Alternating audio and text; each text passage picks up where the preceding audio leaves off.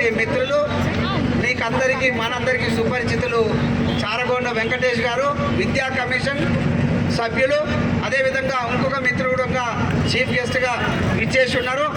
మరి వేణుగోపాల్ రెడ్డి గారు టీశాట్ సిఇఓ గారు, అదేవిధంగా నాతో పాటు విచ్చేసినటువంటి ఈ ప్రాంత వాసులు ఆనంద్ గారు, అదేవిధంగా శ్రీకాంత్ గారు, రామస్వామి గారు, భాస్కర్ గారు, మాజీ చైర్మన్, అదేవిధంగా శంకర్ నాయక్ గారు, శ్రీనివాస్ గారు, అదేవిధంగా వెంకటేశ్వరరావు గారు, గుంటూరు రమాకాంత్ రెడ్డి గారు, సంతు గారు, చాలా మంది మిత్రులు ఉన్నట్టు లక్ష్మారెడ్డి గారు, పేరు పేరున ఇక్కడికి వచ్చేసినటువంటి మిత్రులకు అందరి కూడా నమస్కారాలు తెలియజేస్తూ ముఖ్యంగా బతుకమ్మ శుభాకాంక్షలు తెలియజేస్తా ఉన్నాను. అంటే రమ్య గారిని అక్కడ కొబ్బరికాయ కొట్టమన్నప్పుడు నేను అక్కడికి వెళ్ళినాను. అయితే నేను ఎప్పుడు ఒక పాట వింటుంటాను, టీవీ వెళ్తే కూడా వస్తుంటుంది, మీరు కూడా వింటుంటారు. పూలతోటి చేసినటువంటి బతుకమ్మ అన్నారు. మరి ఇక్కడ పూలు దొరికినట్లు లేవు, 2 రకాలు ఉంచిండ్రు.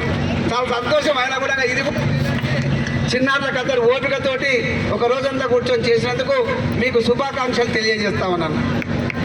ఒక విషయం గుర్తుపెట్టుకోవాలి, మీరందరూ ఇక్కడ విద్యార్థులు, మిగతా వాళ్ళంతా చాలా పెద్దవాళ్ళు ఉన్నారు.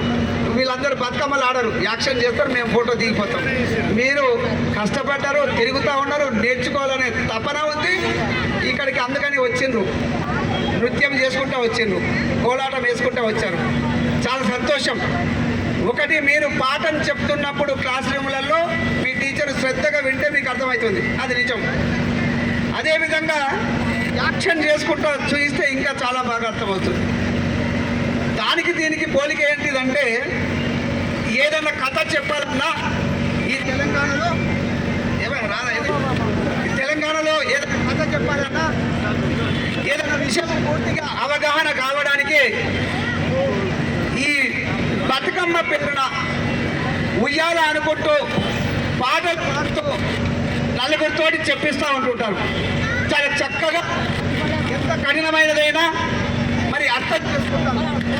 చాలా గొప్పగా మరి ఈ సన్నివేశం ఎట్లా ఉంటుందంటే, 50 మంది 100 మంది చిన్నవాళ్ళు కావచ్చు, పెద్దవాళ్ళు కానీ ఏదైనా విషయం అవగాహన చేసుకోవడానికి ఒకరు పాట పాడుతూ ఉంటుంటారు, అది స్మరిస్తూ పూర్తిగా అవగాహన వచ్చేంత వరకు కంప్లీట్ చేస్తూనే ఉంటుంటారు.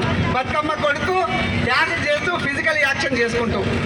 అంటే మీకు క్లాస్లో మీరు పిల్లలు ఏ విధంగా అయితే టీచర్ యాక్షన్ చేసుకుంటే చెప్తే అర్థమవుతుందో అంతే సులువుగా